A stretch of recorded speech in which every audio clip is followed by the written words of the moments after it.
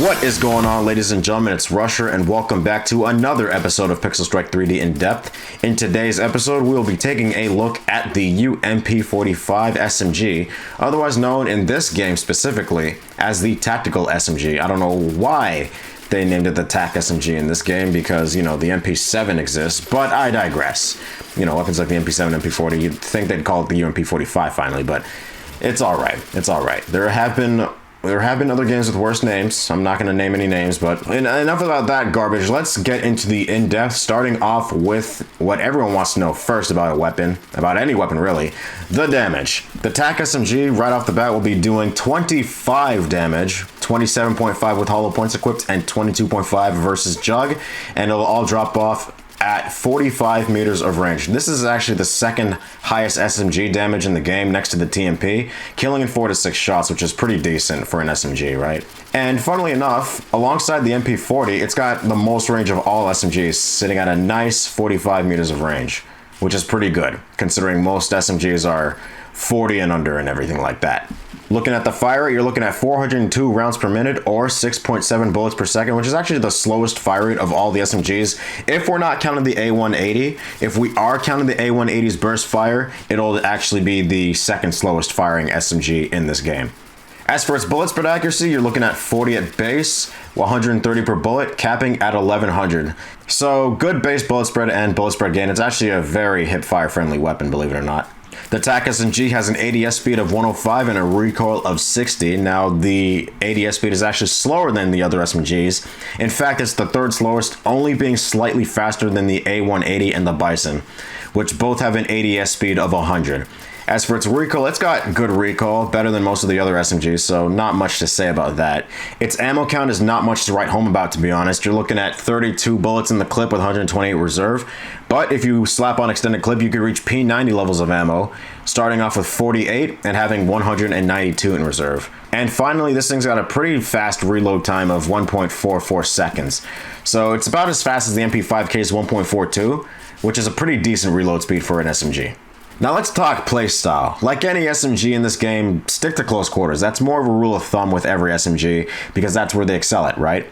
But with the UMP45 here, you can't afford to play around with mid-range gunfights because of its 45 meters of range, on top of having low recoil, making it better in mid-range combat than some of the other SMGs that usually suffer at range.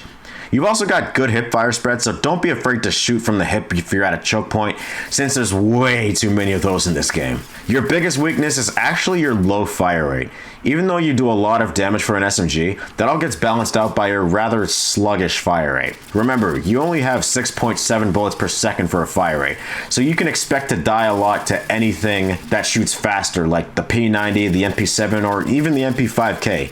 Your ammo count's pretty mid too, but considering you're not going to shoot through all of it like the MP5K, you don't need to worry about reloading as often. And even if you do, you still have a better reload speed than weapons like the MP7, the TMP, and especially the MP40, which we'll get to in another episode.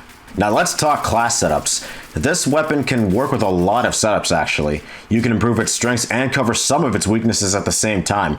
Of course, you can throw on a dot to reduce its recoil right off the bat. And from there, you have a few options. Steady aim plus laser if you want to buff up its hipfire even more, or you can toss on a muzzle flash or grip to decrease its recoil even more.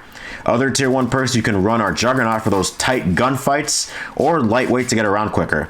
Ninja is always a good perk too to run, but if the ammo count bothers you, Extended Mag or even Scavenger will work just fine with this weapon. For equipment, Stimpak, RPG, or Tomahawks are good choices as always.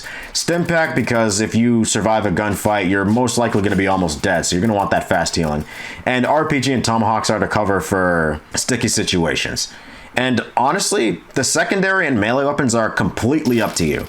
You can run the auto shotgun or trench gun for when things get too close, or to deal with those pesky dragon breaths. Or you can run the starter pistol if you just don't care, which, funnily enough, is actually a pretty decent backup weapon. Really, you can mix and match with the secondaries and melees to your liking. Now, to give my final opinion on this weapon. Not gonna lie to you guys, this weapon is mid. When I say mid, I do not, under any circumstance, nor ever, mean it is trash. A common and nonsensical, in my opinion, misconception nowadays is that people think mid means something is bad, but that is not what it means. Mid, to me at least, means that it's nothing special, but nothing deal-breaking.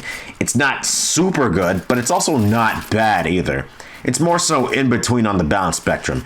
In saying that, the Attack SMG may just be the most balanced SMG in this game, where SMGs are notorious for grabbing the meta by the balls. It's got good damage, nice range, fast reload, low recoil, and it's hipfire friendly. But because of its slow fire rate, don't be surprised if you get bodied by SMGs that shoot faster. It's not a very excellent weapon, but you shouldn't let that stop you one bit. It's got its own little quirks that make it a special weapon like any other weapon in this game. Remember, there's still people out there using the water gun, and that thing sucks.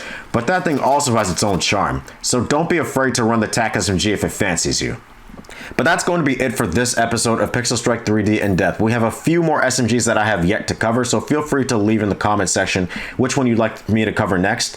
Other than that, I hope you guys enjoyed the video. Be sure to drop a like if you enjoyed. Subscribe if you're not subscribed already. Tell a friend to tell another friend to tell another friend. And I'll see y'all in the next one. Peace.